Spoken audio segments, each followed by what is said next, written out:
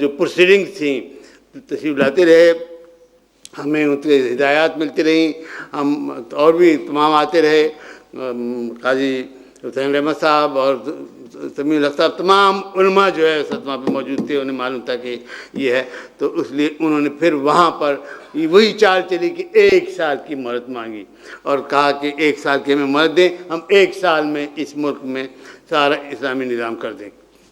Government نے کہا کہ بھئی ٹھیک ہے، یہ کر دی جائے، آپ کو اجازت دی جاتی ہے۔ تو 1 سال جب ختم ہونے آیا تو ایک ہفتہ پیشتر، اگر میں مختصر کر دوں گا، 1 ہفتہ پیشتر ایک بینک کی طرف سے نظر ثانی کی درخواست آ گئی کہ جناب یہ جو ہے معاملات ایسے یہاں کا سارا نظام درہم و برہم ہو جائے گا، اس لیے اس پر نظر ثانی کی جائے۔ تو اس میں جناب بات دراصل یہ ہے کہ آئین کے لحاظ سے، اب آپ حضرات یہاں کے آئین پہ جانتے ہیں، سب بڑے صاحب علم حضرات ہیں دانش کے، وہاں پر یہ تھا کہ 2 جج چاہیے تھے، علماء جج اپلیٹ شریعت بینچ کے لیے۔ تو جناب پیر کرم شاہ صاحب وفات پا گئے تھے، 1 جج رہ گیا تھا، جناب تقی عثمانی تھے۔ تو میں نے جاتے ہی اعتراض کیا کہ جناب 2 ججوں کے بغیر یہ میں I don't recognise this bench at all, میں نے کہا یہ شریعت بینچ ہے نہیں جب تک کہ 2 نہیں ہوں۔ تو پھر اس کے بعد انہوں نے معاملہ ریفر کیا صدر صاحب کے ساتھ، صدر صاحب نے اپنے اختیارات تمیزی سے فرمایا کہ چلیے 1 جج سے بھی جو ہے ہم ترمیم کرتے ہیں رولز میں، اس میں کر کے 1 جج بیٹھ گئے۔ خیر جناب وہاں پہ جب معاملہ آیا تو پھر وہ 1 جج صاحب سے، میں اب کچھ عرض نہیں کرنا چاہتا، میں نے ان سے یہ کہا تھا کہ اگر آپ تشریف نہیں لا سکیں گے تو شاید یہ فیصلہ لاگو ہو جائے گا۔ انہوں نے کہا میں مشورہ کروں گا، لیکن پھر وہ آ کے بیٹھ گئے۔ آنے کے بعد جناب ان سے نظر ثانی کو منظور کرا لیا گیا، جب منظور ثانی ہو گئی تو پھر انہیں نکال باہر کر دیا گیا۔ پھر وہاں پہ 2 جج امپورٹ کیے گئے فرام انگلینڈ سے، تو وہ ان کے متعلق اب میں کیا عرض کروں، وہ حضرات جو ہے نا، میں نے کہا کہ جناب یہ نہ عالم ہیں نہ یہ کوئی شریعت بینچ کے جج رہے ہیں، انہیں آپ کو لا کے بٹھا دیا گیا۔ خیر اس پہ بحث ہوتی رہی، لیکن جناب وہ اس کے بعد جو فیصلہ وہاں ہوا ہے، لیکن یہ جو ہے ایک ایسا فیصلہ ہے کہ ان کے پاس بھیج دیا گیا فیڈرل شریعت کورٹ کو کہ آپ جناب اس پر کچھ پوائنٹس ہیں ان کو دیکھیں۔ اس وقت جناب فضل الہی خان صاحب چیف جسٹس تھے۔ جب ہم گئے جناب، یہ آ چکی ہے آپ کے پاس، تو اس میں دیکھیں تو انہوں نے کہا، یہ سب ریکارڈ ہے پوری چیزیں اور سارے اخبارات میں آیا جب میں، تو وہ کہنے لگے قریشی صاحب یہ سارے جتنے پوائنٹس کہتے ہیں ہم نے پوائنٹ ٹو پوائنٹ اپنے اس میں جواب دیا، پھر یہ سپریم کورٹ نے ہمارے پاس کیوں بھیج دیا؟ جب یہ ہوا تو بڑے تہلکہ مچ گیا، تو پھر ان کو رخصت کر دیا گیا بینچ سے، چیف جسٹس کی حیثیت سے۔ پھر جو حضرات آئے ہیں حضرات، ان کے متعلق میں کوئی کمنٹ نہیں کرنا چاہتا، سب جانتے ہیں کہ وہ ان کی صلاحیتوں کا ان کا اللہ تعالیٰ جانتا ہے، وہ جانتے ہیں، گورنمنٹ جانتی ہے۔ تو جناب وہ معاملہ آیا ہوا ہے، اب اس کے بعد ہی فوراً ہم نے درخواست دی کہ اس کا فوری سماعت کی جائے۔ 30 دن میں تو انہوں نے کیا ہے، آپ کیجیے۔ اب 2 سال ہو چکے ہیں، انہوں نے اس کو کولڈ اسٹوریج میں ڈال رکھا ہے، اس پر ہاتھ نہیں لگاتے، اور کہتے ہیں کہ یہ کیس اس وقت سماعت کے لیے آئے گا جب اس کی باری آئے گی۔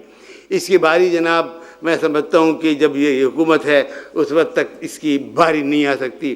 وہ فرمانے لگے کہ اس میں جو بینچ تھا، امریکہ ہے نہیں آئے، جب تک امریکہ ہے۔ جی ہاں بالکل صحیح فرمایا آپ نے، بالکل صحیح فرمایا۔ اور فرمانے لگے اس میں تو اجتہاد کی بڑی ضرورت پڑ گئی۔ تو میں نے کہا جناب پہلے لوگوں نے اجتہاد نہیں کیا اور سپریم کورٹ نے، میں نے کہا اجتہاد ہے کیا؟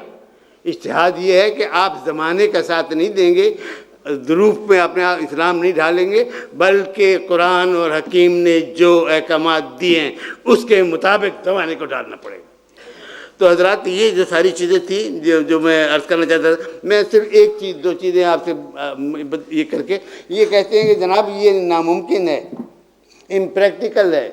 کاظم رضا صاحب کو بلایا گیا تھا فرانس سے، انہوں نے مجھے یہ دی ہے، پیپر بک دی ہے۔ اس پیپر بک میں جناب جج صاحب نے تو وہ فوراً ہی اپنی کتاب میں اس کا ذکر کر دیا ہے. وہ میں اس کا سارا انہوں نے تو کافی یہ دیے مختصر میں کہا ڈسکشن ود IMF ایکسپرٹس. یہ کیا کہتے ہیں جناب جن کے سارا قرض پہ سود پہ کاروبار چلتا ہے, وہ کہہ رہے ہیں, یہ ان کی گورنمنٹ کی کتاب ہے, یہ میری نہیں. وہ کہتے ہیں to MIF experts with expertise in financial regulation and control and supervision mechanism met the commission on its invitation. Detailed discussions were held with them on the practical aspects of transforming the system. Particular issues discussed with them included viability of the new pattern, new system, effects on resources of mobilization, how to mobilize it, tools of machinery management, supervisory and regulatory needs of the new system. اب جناب انہوں نے رائے دی ہے, میں صرف ان کی چند لائنیں آپ کی خدمت میں پیش کروں گا. IMF experts believe that the system is viable. یہ کہہ رہے ہیں جن کا سارا کاروبار ہی سود پر ہے, گورنمنٹ ان کے محتاج ہیں, وہ کہہ رہے ہیں کہ یہ وائبل ہے. اور اس کے بعد انہوں نے پھر بتایا ہے, میں ابھی ان کی ڈیٹیل پہ نہیں جانا چاہتا, جب وہ کہتے ہیں کہ وائبل ہے تو یہ حضرات کہتے ہیں کہ جناب وائبل نہیں ہے. تو اب آپ دیکھیے یہ دراصل جنگ ہے اللہ اور اس کے رسول کے خلاف, اور آپ جانتے ہیں کہ جب اللہ اور اس کے رسول کے خلاف جنگ ہوتی ہے تو وہی جال حق و حقل باطل مٹ جاتا ہے اور پھر حق قائم ہو کر رہے گا. وما علینا الا البلاغ. والسلام علیکم ورحمۃ اللہ وبرکاتہ. بہت بہت شکریہ جناب اسماعیل قریشی صاحب. اصل میں اس میں یہاں پر یہ بات بھی بہت اہم ہے کہ اسلام کی جو تعلیمات ہیں ان کے بارے میں ہمارا یہ ایمان ہے, یہ یقین ہے ہمیں کہ وہ ہر دور کے لیے وائبل ہیں, پریکٹیکیبل ہیں. یہ الگ بات ہے کہ انہیں اس انداز سے پیش کرنا جو ہے اس میں ہماری طرف سے کوتاہی رہی ہے. یہ اس انداز سے پیش کرنا کہ آج کے ہمارے مسائل کا حل بھی موجود ہے اس نظام کے اندر جو احل اللہ البیع کہہ کر اللہ تعالیٰ نے آج سے 1400 1450 1500 سال پہلے بتا دیا, تو وہ نظام جو ہے وہ موجود ہے. یہ الگ بات ہے کہ ہم اسے پوری طریقے سے جو ہے ڈسکور نہیں کر سکے. بہرحال انشاءاللہ کل جو گفتگو ہوگی اس میں یہ موضوع سامنے آئے گا, اس پر گفتگو ہوگی. اب میں آج کی تقریب کے مہمان خصوصی جناب جسٹس وجیہ الدین احمد صاحب کو دعوت دیتا ہوں کہ وہ تشریف لائیں اپنے خطاب کے لیے. ان کا تعارف جو ہے آپ حضرات کو کافی حد تک ہو چکا ہے. ماشاءاللہ اس سارے پروسیس میں ان کا ایک بہت بڑا رول ہے. خاص طور پر 99 کا ججمنٹ جو ہے وہ ججمنٹ ان کی لکھی ہوئی ججمنٹ ہے وہ اس میں بہت ہی ممتاز مقام رکھتی ہے.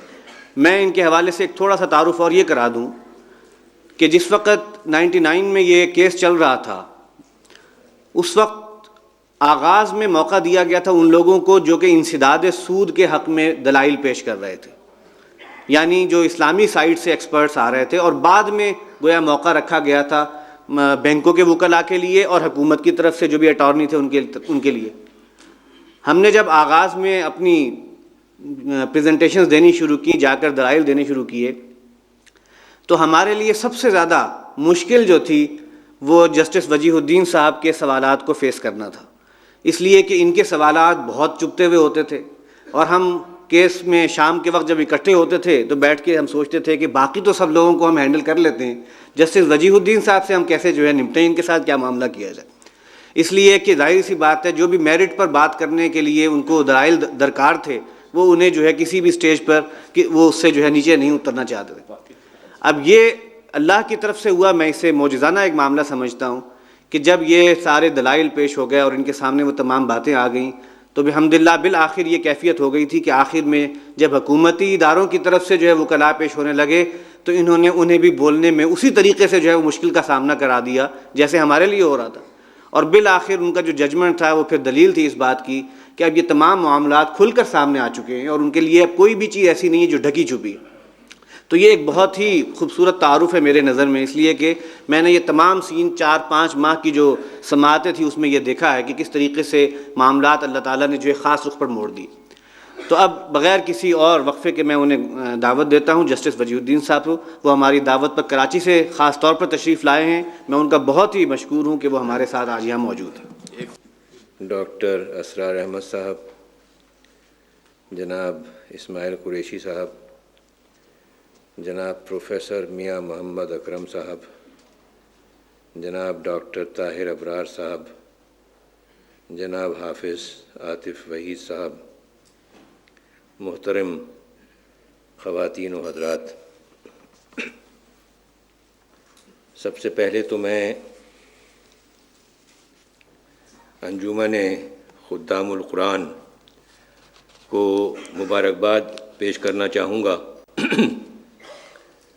کہ انہوں نے موجودہ حالات میں اور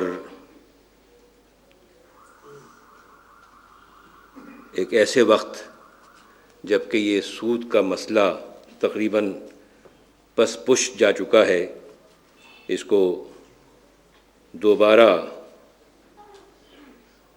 اٹھانے کی جسارت کی، اور جیسا کہ ہم سب حاضرین کی یہاں موجودگی سے ظاہر ہے کہ یہ الحمدللہ ایک نہایت کامیاب کاوش ہے، اور اللہ نے چاہا تو یہاں سے ایک اور ابتدا اس سلسلے کی اللہ پاک کی مہربانی سے برآمد ہوگی۔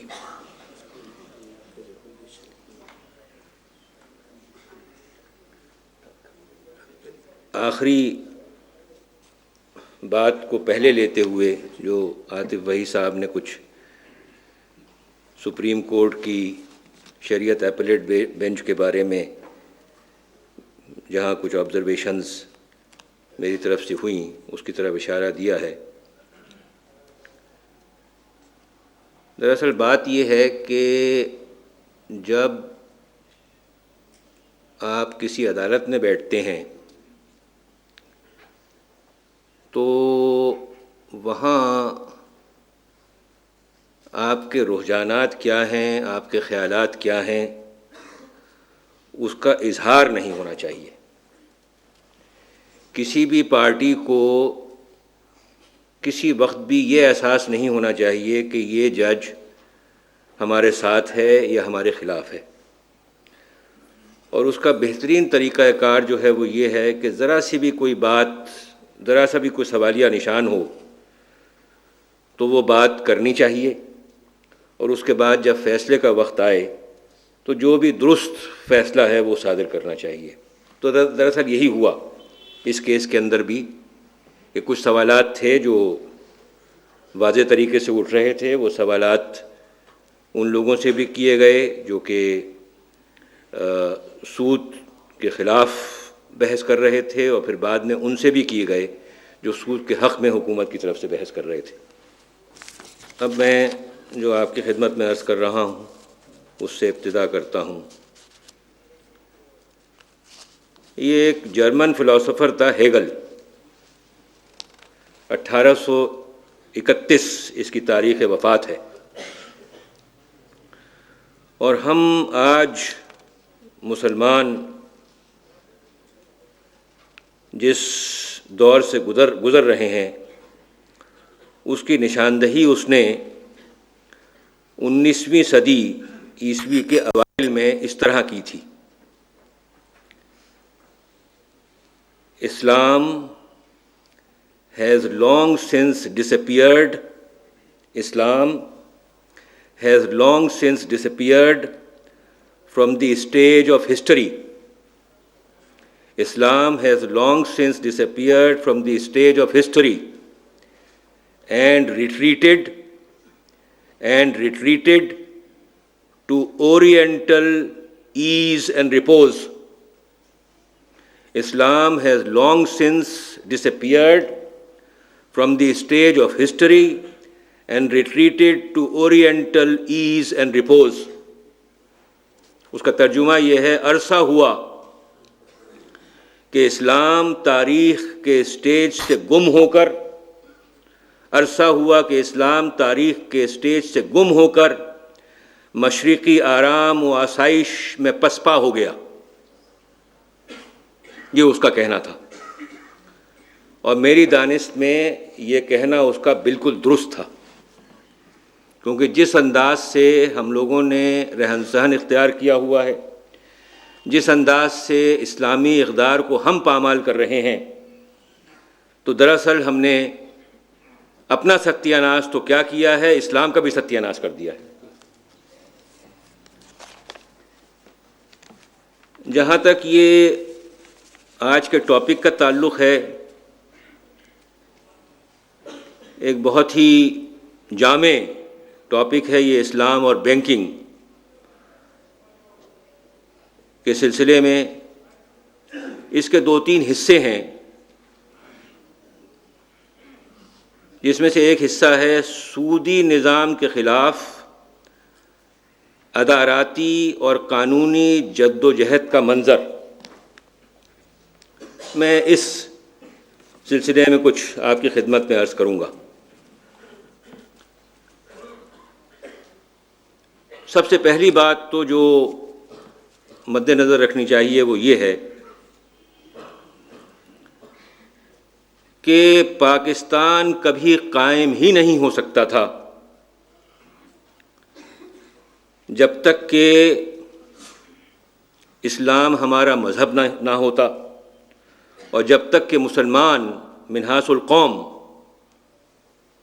انڈیوائیڈڈ ہندوستان میں یہ محسوس نہ کرتے کہ وہ اپنے دینی اقدار کے اوپر مناسب انداز سے عمل پیرا نہ ہو پائیں گے۔ یہ وہ بنیاد تھی جس کی بنیاد کے اوپر کہ پاکستان کے لیے جد و جہد کی گئی، اور جس کے نتیجے میں پاکستان وجود پذیر ہوا۔ ابتدا ہی سے اس طرح کی کوششیں ہونی شروع ہوئیں کہ یہاں پر جو سول سوسائٹی ہے وہ ایک اسلامک سول سوسائٹی کے انداز سے ابھرے، اور اسلام کے جو سوشل جسٹس کے اصول ہیں ان کو اس ملک میں رائج کیا جائے۔ اس کی سب سے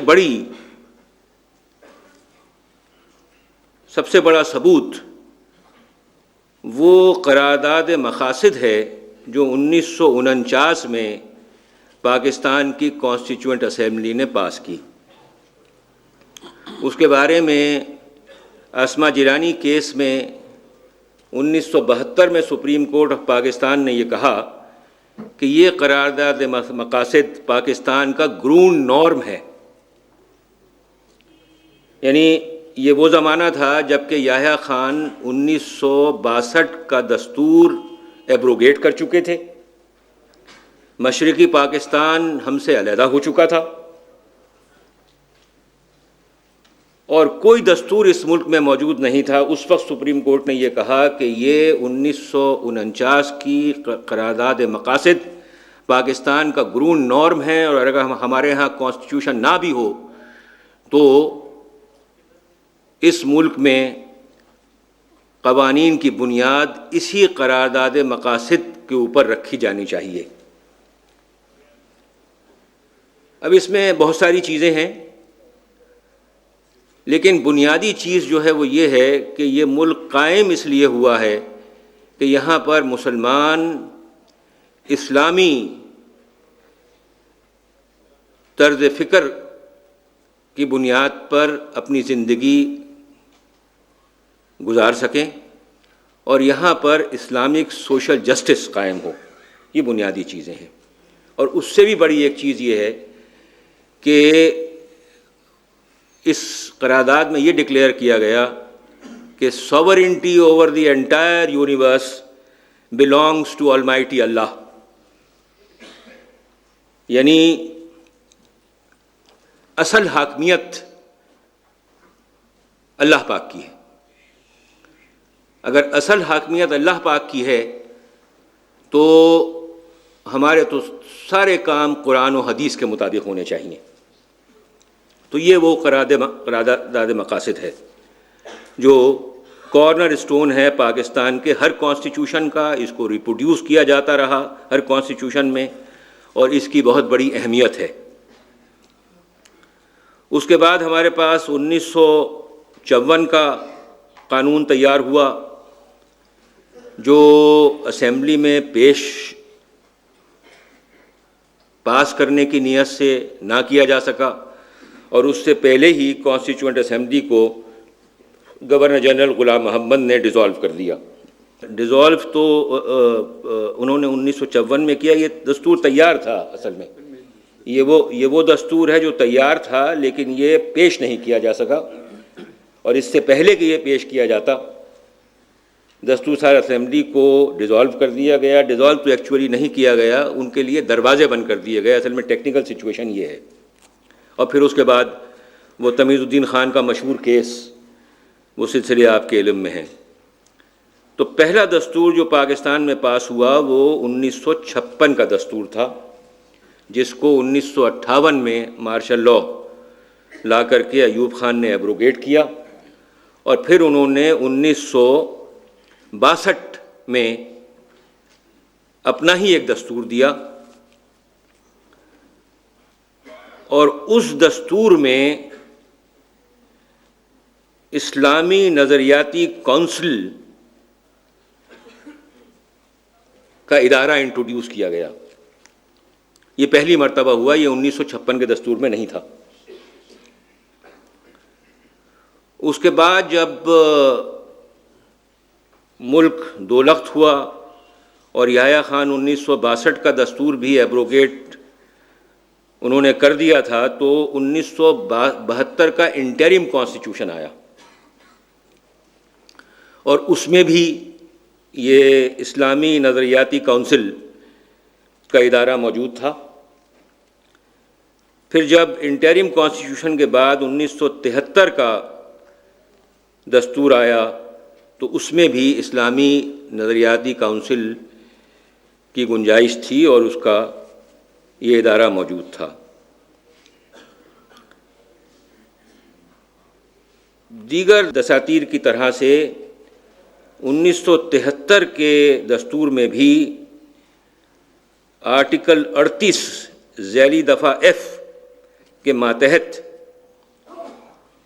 کانسٹیٹیوشنل مینڈیٹ یہ ہے، اور میں کوٹ کرتا ہوں کانسٹیٹیوشن کو: حکومت جس قدر جلد ممکن ہو سکے ربا کو ختم کرے گی۔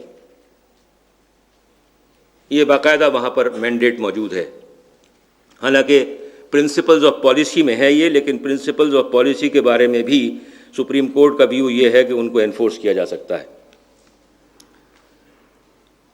تو 1964 تا 1966 سود کے سلسلے میں کونسل نے جائزے لیے، اور اس نتیجے پر پہنچی کہ سودی معیشت اسلام میں ممنوع ہے، اور بینکوں کا لین دین غیر اسلامی ہے۔ یہ 1964 سے لے کر کے 1966 تک کی اسلامی نظریاتی کونسل کی کاوشوں کے نتیجے میں ان کی ڈیکلیریشن ہے۔ پھر اس کے بعد اسی کونسل نے 3 دسمبر 1969 میں اپنی پچھلی رپورٹس کا اعادہ کیا۔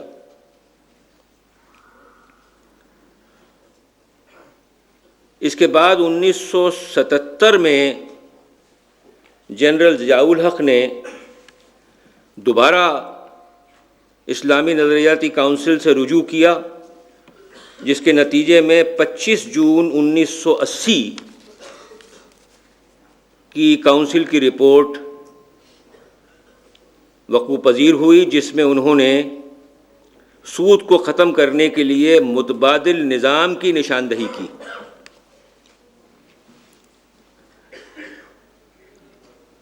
اس کے بعد کیونکہ مقصد تو یہی ان حکمرانوں کا رہا ہے کہ بات کو آگے بڑھاتے رہو، پروکریسٹینیٹ کرتے رہو باتوں کو، تو انہوں نے بین الاقوامی سطح کا ایک سیمینار منعقد کیا ان کاوشوں کے بعد، جس کا موضوع تھا اسلام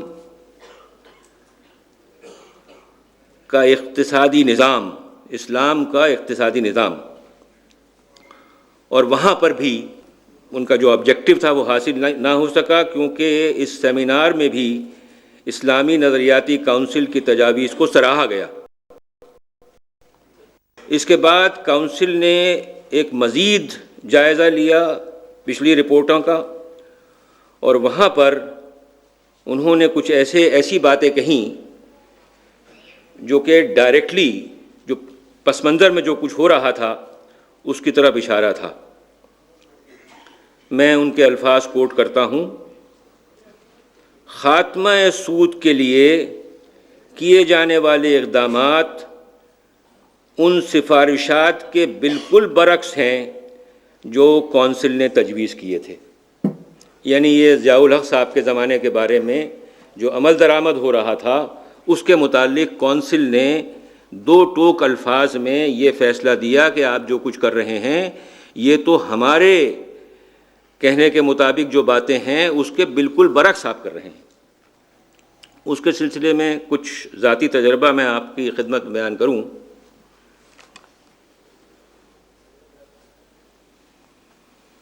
ہائی کورٹ کے جج کی حیثیت سے ہائی کورٹ کے چیف جسٹس کو یہ پاور ہوتی ہے کہ وہ مختلف جو یونیورسٹیز ہیں ان میں ایک جج کو ان کے سنڈیکیٹ کے اوپر نامینیٹ کریں تاکہ وہاں کے معاملات قانون کے مطابق ان کی ایک سپرویژن ہو سکے۔ تو مجھے اس وقت کے چیف جسٹس نے کراچی یونیورسٹی کے سنڈیکیٹ پہ ایک جج کی حیثیت سے نامینیٹ کیا ہوا تھا۔ وہاں میرے دائیں ہاتھ پر جو صاحب بیٹھتے تھے ان کا نام تھا مسٹر ایم اے قاضی، اور وہ حکومت پاکستان کے سیکریٹری رہ چکے تھے، اور انہوں نے مجھے ایک موقع پر بتایا کہ ضیاء الحق کے ساتھ ان کے امریکہ کے دورے کے اوپر وہ ساتھ میں ڈیلیگیشن کے ایک رکن کی حیثیت سے گئے۔ تو انہوں نے یہ بتایا کہ ضیاء الحق صاحب نے امریکنوں سے یہ کہا کہ بھائی دیکھو، میں جو اسلام کے بارے میں باتیں کرتا ہوں اس کے اوپر آپ نہ جائیں، یہ ایک ضرورت ہے ہمارے ملک اور قوم کی، آپ یہ دیکھیں کہ میں اس پر عمل درآمد کتنا کرتا ہوں۔ یعنی یہ وہ بات ہے جو کہ اس ڈیلیگیشن کے ایک رکن نے، جو سیکریٹری کے لیول کے اوپر حکومت پاکستان کے سیکریٹری کا بڑا عہدہ ہوتا ہے، اس پر رہ چکا تھا، اور اس نے ذاتی طور پر مجھے بتائی جو میں آپ کے سامنے پیش کر رہا ہوں۔ تو یہاں پر وہ لوگ بھی جو اسلام کا نام لیتے ہیں اور اسلام کا نعرہ لگاتے ہیں، وہ بھی ایک ظاہری شکل اس کی ہے، حقیقت میں ان کا دل کس طرف ہے، ان کے خیالات کس طرف ہیں، وہ دیگر ہو سکتے ہیں۔ ضیاء الحق صاحب کے بارے میں کچھ اور باتیں بھی ابھی تھوڑی دیر میں عرض کروں گا آپ کی خدمت میں۔ تو یہ قصہ تھا اسلامی نظریاتی کونسل کا۔ اب یہاں تک تو انہوں نے بیچاروں نے بہت کوشش کی، لیکن کوئی نتیجہ برآمد نہ ہو سکا۔ اب اس اثنا میں ضیاء الحق صاحب نے ایک اور کام کیا۔ انہوں نے یہ کیا کہ پاکستان کا کانسٹیٹیوشن امینڈ کیا، اور اس میں ایک نئے باب کا اضافہ کیا جس کو چیپٹر 3A کہتے ہیں، اور یہ اسی چیپٹر کے ماتحت وفاقی شرعی عدالت قائم ہوئی، اور اسی چیپٹر کے ماتحت وفاقی شرعی عدالت کی اپیلیں سپریم کورٹ میں لائے جانے کے پروویژن انٹروڈیوس کیے گئے،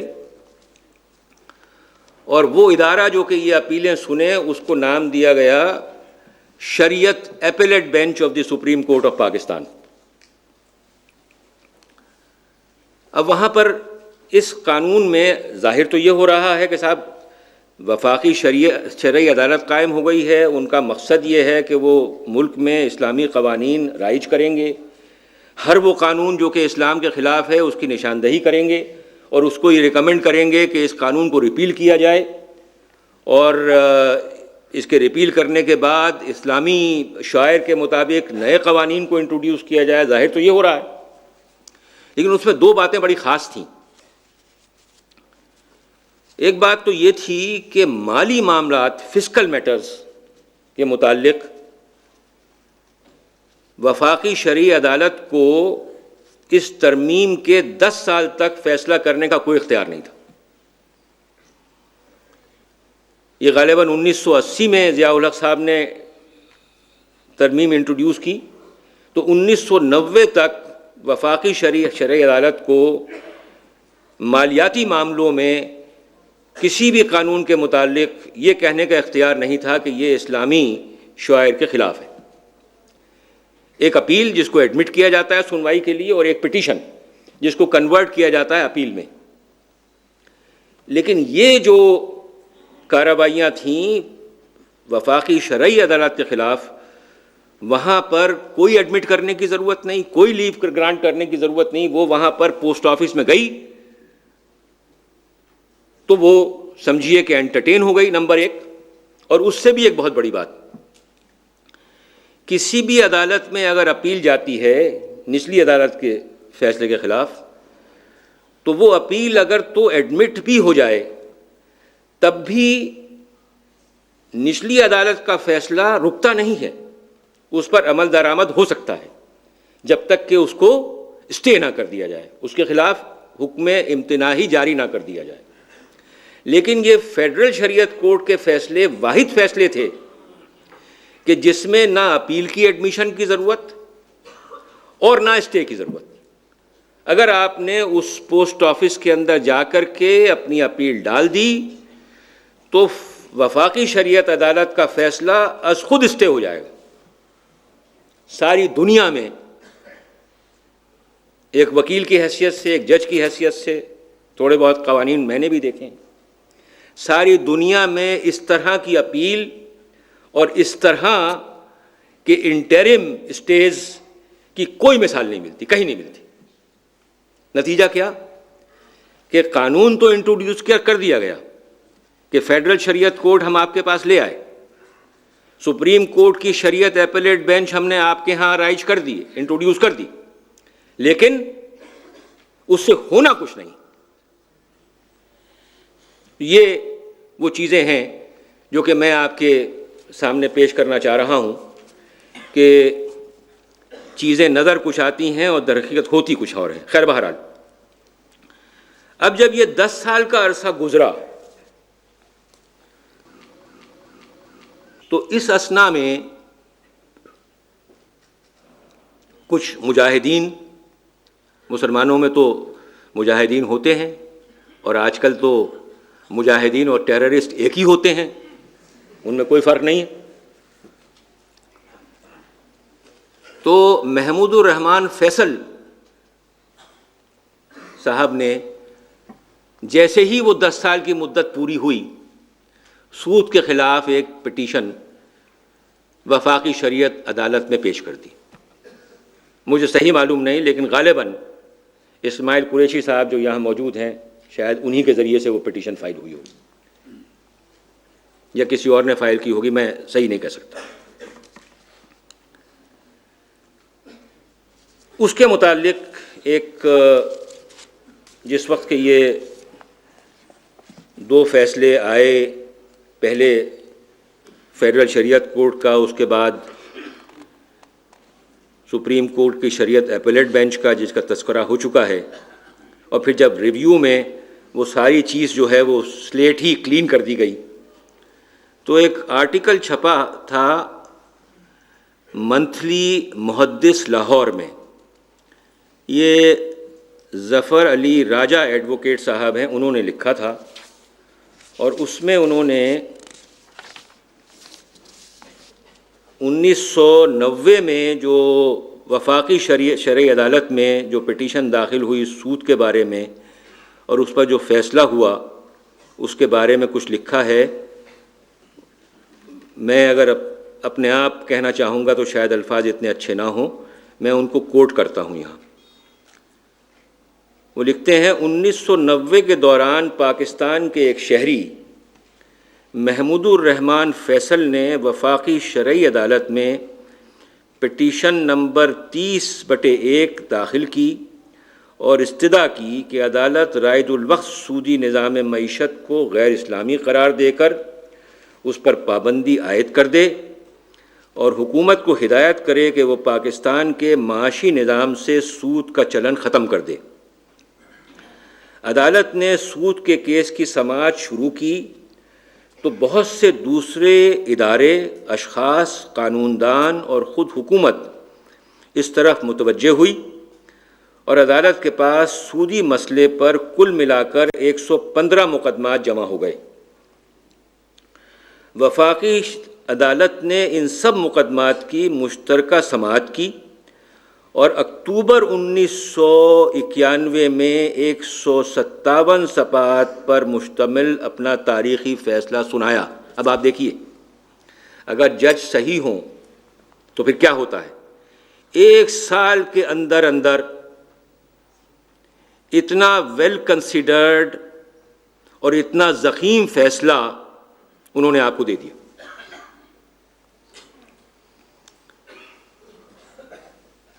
وفاقی شرعی عدالت چیف جسٹس تنزیل الرحمان، جسٹس فدا محمد خان اور جسٹس عبید اللہ خان پر مشتمل تھی۔ عدالت نے اپنے فیصلے میں نہ صرف یہ کہ سود کی تعریف متعین کی بلکہ ملک میں رائج تمام قوانین کا جائزہ لے کر بینکاری سمیت تمام سودی لین دین کو حرام قرار دے دیا اور حکومت اور تمام صوبوں سے کہا کہ وہ 30 جون 1992 تک متعلقہ قوانین میں تبدیلی کر لے۔ عدالت نے یہ بھی قرار دیا کہ 1 جولائی 1992 سے تمام سودی کاروبار غیر اسلامی ہونے کے ناطے ممنوع قرار پا جائیں گے۔ اب کیا ہوتا ہے؟ اب یہ ہوتا ہے کہ وہ جو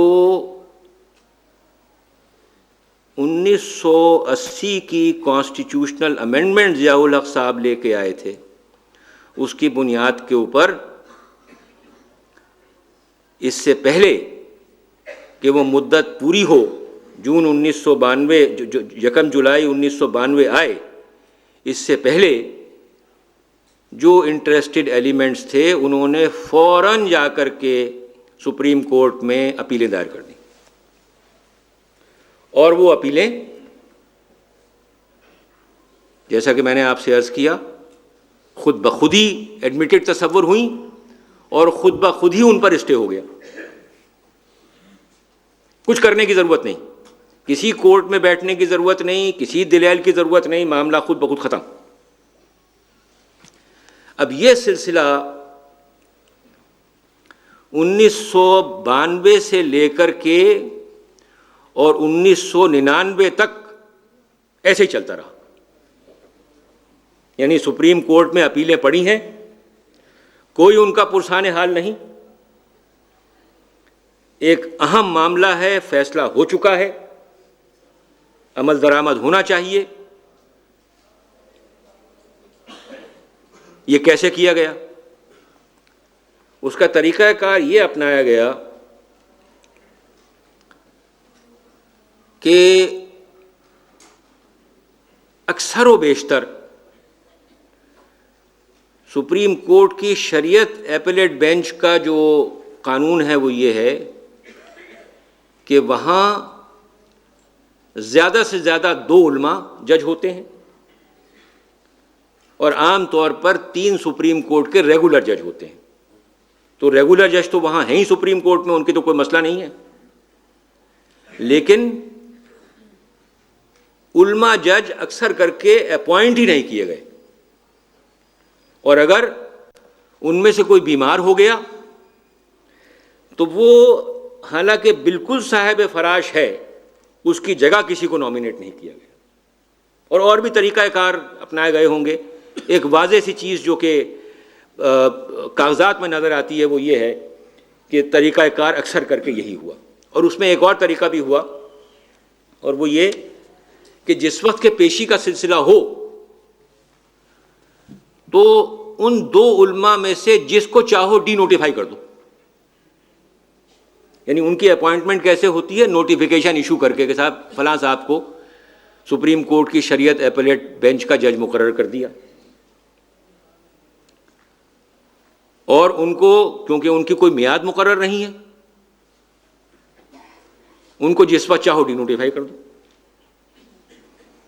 تو اس مسئلے کے متعلق ابھی آج ڈاکٹر اسرار صاحب سے بات ہو رہی تھی، تو ڈاکٹر صاحب نے کچھ ترامیم کانسٹیٹیوشن کے اندر سجیسٹ کی ہیں، جس میں سے ایک ترمیم یہ بھی ہے کہ سپریم کورٹ کی شریعت ایپلیٹ بینچ میں جو علماء جج صاحبان مقرر کیے جائیں، ایک تو یہ کہ وہ صحیح طریقے سے کوالیفائیڈ ہونے چاہیے، ان کو وفاقی شریعت عدالت سے لیا جانا چاہیے، اور دوسرا یہ کہ ان کی ساری ٹرمز اینڈ کنڈیشنز وہ ہونی چاہیے جو کہ سپریم کورٹ کے دوسرے ججوں کی ہوتی ہیں، یعنی اس میں مدت بھی اور دوسری تمام چیزیں وہ سب شامل ہیں، تو اس سے غالباً یہ مسئلہ نہ ہو۔ تو یہ طریقہ کار انہوں نے اختیار کیا۔ اب 1999 میں جب وہاں پر اتفاقاً شریعت ایپلیٹ بینچ قائم کرنے کا موقع تھا، تو بینچ بنی۔ ایک ذاتی بات یہاں پر عرض کرنا چاہوں گا، اور وہ اس لیے کہ اس کی کچھ اہمیت ہے، اور اس سے ظاہر ہوتا ہے کہ اللہ پاک معاملات کو کس طریقے سے اپنی نوعیت سے سمیٹتے ہیں۔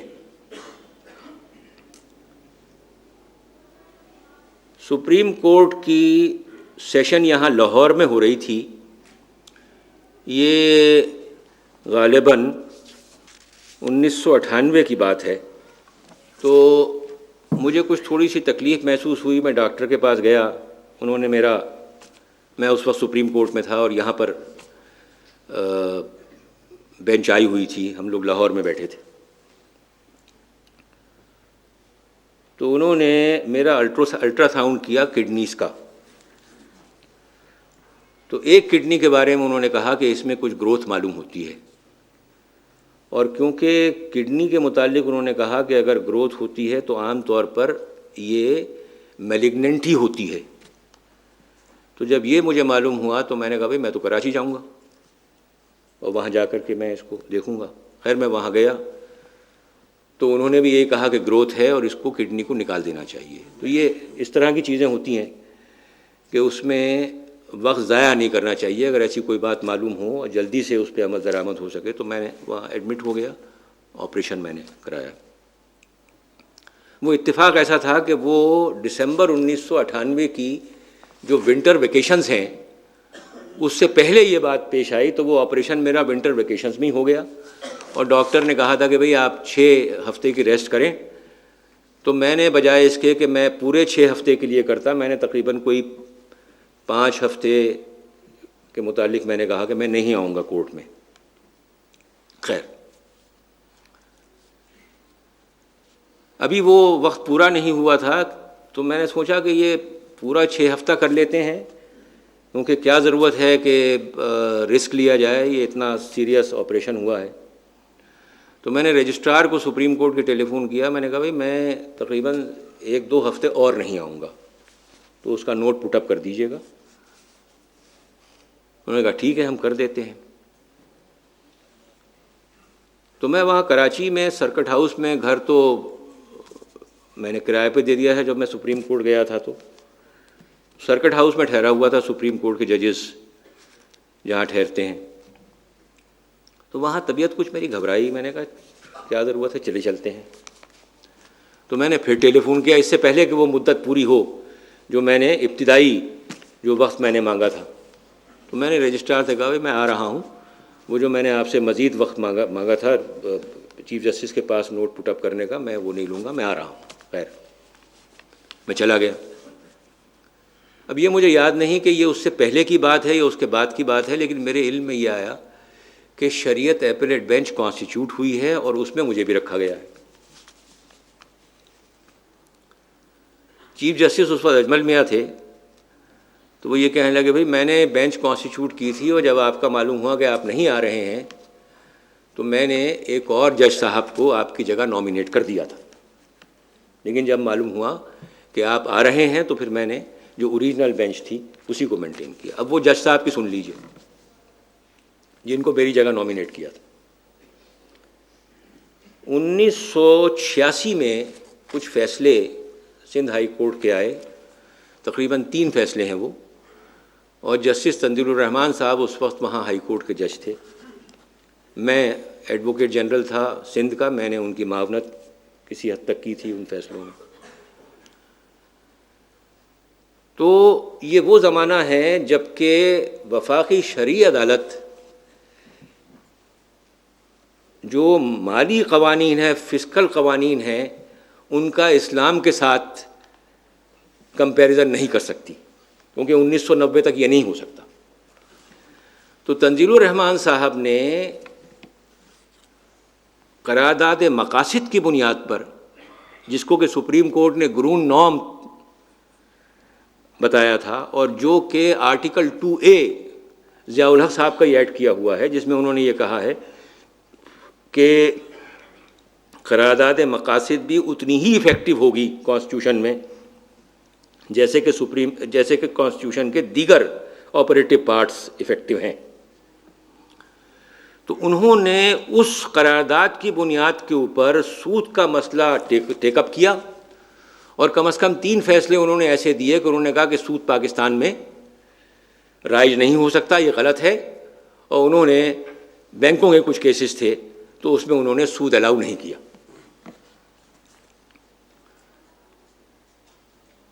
1988 میں ایک اسی طرح کا کیس میرے پاس آیا جب میں ہائی کورٹ کا جج بن گیا، تو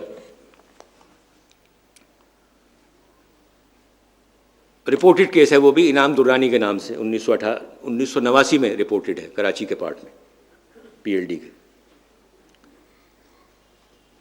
تو میں نے تنزیل الرحمان صاحب کے جو فیصلے تھے ان کو ایکسیپٹ کیا کہ یہ صحیح ہیں۔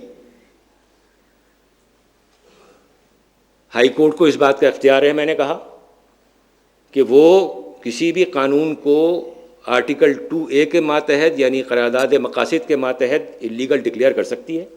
میں نے کہا صحیح ڈکلیئر کیا ہے، میں بھی اس میں ساتھ میں ہوں، لیکن میں نے اس میں ایک بات کہی، میں نے یہ کہا کہ ہمارے ہاں ملک جو ہے وہ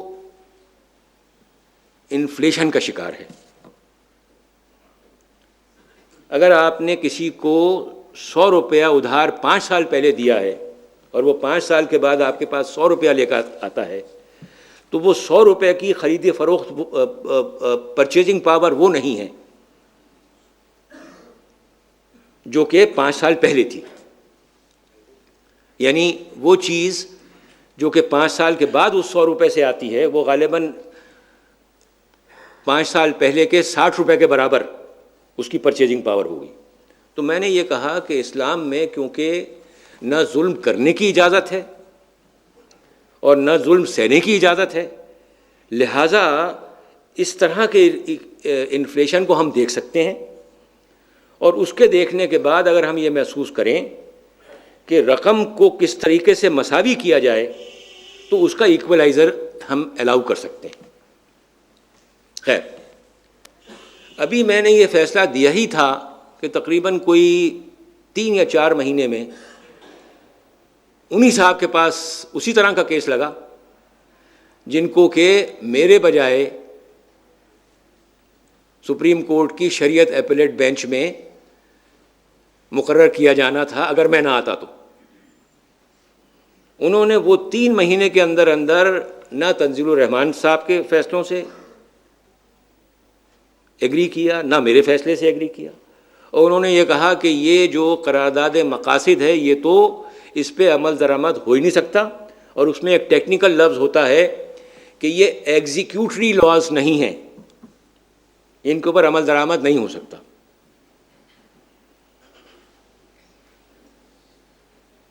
تو اب آپ یہ سوچئے کہ اگر تو اس قسم کا کوئی آدمی سپریم کورٹ کی شریعت اپیلیٹ بینچ کے اوپر بیٹھ جاتا تو کیا ہوتا۔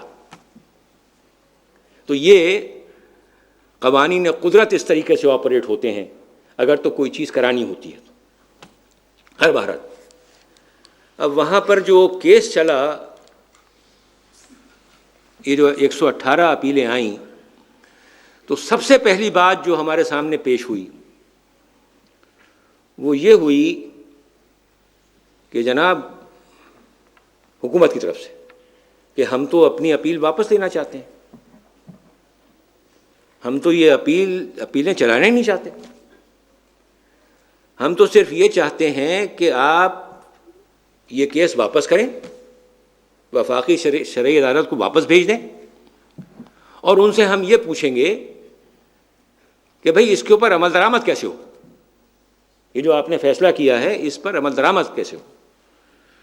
تو وہاں ہم نے ان سے کہا اچھا وہ درخواست جو ہے وہ تقریباً 3-4 سال پرانی پڑی ہوئی تھی، اس وقت فائل نہیں ہوئی تھی، 4-5-6 سال پرانی درخواست وہاں پڑی ہوئی تھی، ایگزیکٹ میں اس وقت یاد نہیں ہے کتنے سال تھے، لیکن بہرحال کافی وقت سے پڑی ہوئی تھی۔ تو ہم نے ان سے کہا کہ بھائی وہ تو وفاقی شرعی عدالت پہلے ہی کہہ چکی ہے کہ عمل درآمد کیسے ہو، پھر علاوہ اس کے اسلامی نظریاتی کونسل 10 دفعہ کہہ چکی ہے، آپ تو عمل درآمد کرنا ہی نہیں چاہتے، اس لیے یہ باتیں کر رہے ہیں۔ خیر بہرحال تو عام طور پر ایسا ہوتا نہیں ہے کہ کوئی فریق یہ کہے کہ ہم اپنی اپیل واپس لینا چاہتے ہیں اور کورٹ یہ کہے نہیں جی ہم نہیں دیتے آپ کو، لیکن ہم نے یہ کیا، ہم نے ان کی درخواست کو خارج کیا، وہ بھی رپورٹڈ کیس ہے، یہ یہاں پر ایک کتاب پڑی ہوئی ہے اس میں ہے، ہم نے اس کو خارج کیا اور ہم نے کہا نہیں ہم تو ان اپیلوں کو میرٹس کے اوپر سنیں گے اور جو بھی فیصلہ ہوگا ہم کریں گے۔ خیر وہ سنا گیا، اب وہ سنے جانے کی بھی رداد اسی محدث جو جولائی سن 2002 کا جو پارٹ ہے اس میں انہوں نے دی ہے، بہتر یہ ہے کہ وہاں سے پڑھوں۔ شریعت اپیلیٹ بینچ نے ان اپیلوں کی کئی ماہ تک مسلسل سماعت کی۔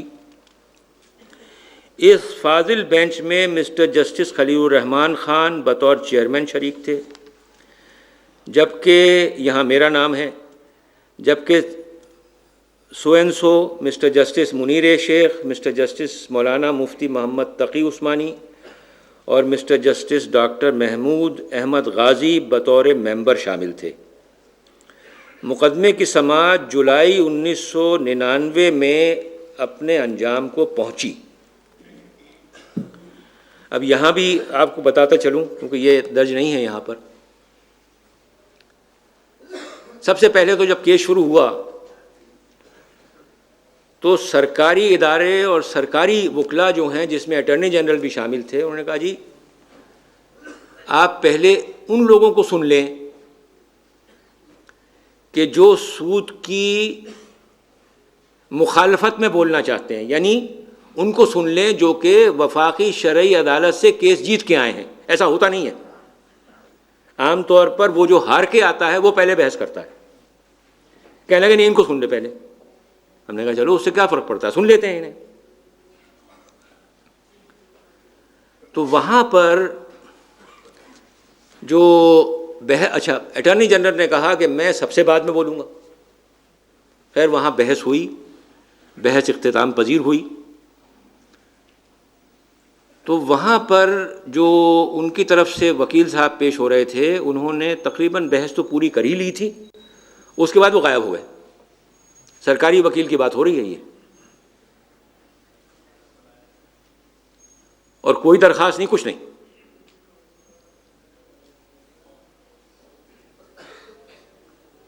پتہ کیا کہ بھئی کیا بات ہے، ٹیلی فون کرایا ان کو، حالانکہ عدالتوں میں ایسا ہوتا نہیں ہے، پتہ کرو بھی کیوں نہیں آ رہا ہے، کہ جی پتہ نہیں وہ فلانا ان کا کوئی بیمار ہے یا کچھ اور چیز ہے، پھر کسی اور سے معلوم ہوا کہ ان کو وہ کہتے ہی ہیں کہ مجھے فیس پوری نہیں ملی ہے۔ خیر اٹارنی جنرل کو از خود آنا چاہیے تھا، وہ بھی نہیں آئے، ان کو بھی نوٹس بھیجا۔ تو ان حالات میں پوری یعنی کئی تاریخیں دیں اس لحاظ سے کہ کہیں بعد میں یہ درخواست لے کر کے نہ آ جائیں کہ جی ہمیں دوبارہ سنیے، تو ایک نہیں کئی تاریخیں دیں کہ اب آ جائیں اب آ جائیں اب آ جائیں۔ ان حالات کے اندر کیس کو آرڈرز کے لیے ریزرو کیا گیا۔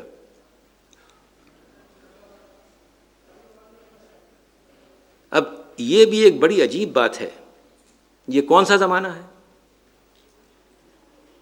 یہ پیپلز پارٹی کا زمانہ نہیں ہے، یہ مسلم لیگ کا زمانہ ہے، نواز شریف کی پرائم منسٹرشپ کا زمانہ ہے، اور وہ زمانہ ہے جب کہ وہ حکومت اسلامک شعائر کی بنیاد پر مینڈیٹ لے کر کے الیکٹ ہوئی تھی۔ یہ وہ زمانہ ہے۔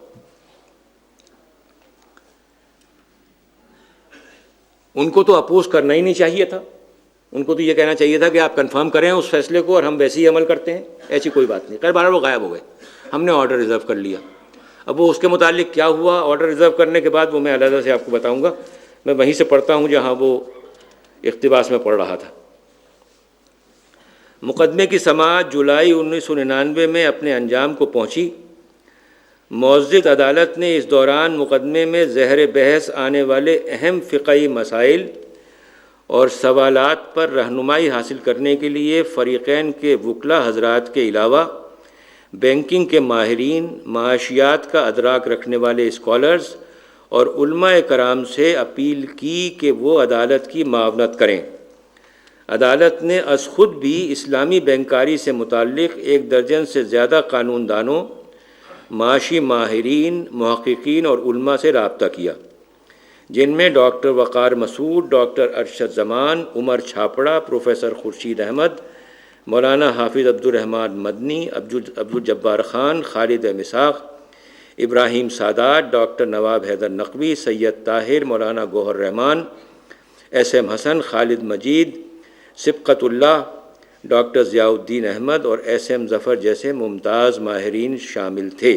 اب یہاں لکھا نہیں ہے لیکن آپ کو بتا دوں کہ صرف ہم نے اسلام آباد میں ہیئرنگ نہیں کی، کچھ وکلاء صاحبان کو عدالت کی وجہ سے مشکل تھی، کراچی میں بحث کرنا چاہتے تھے، ہم شریعت ایپیلیٹ بینچ کو کراچی لے کے گئے، وہاں بھی سنا ہم نے جا کے۔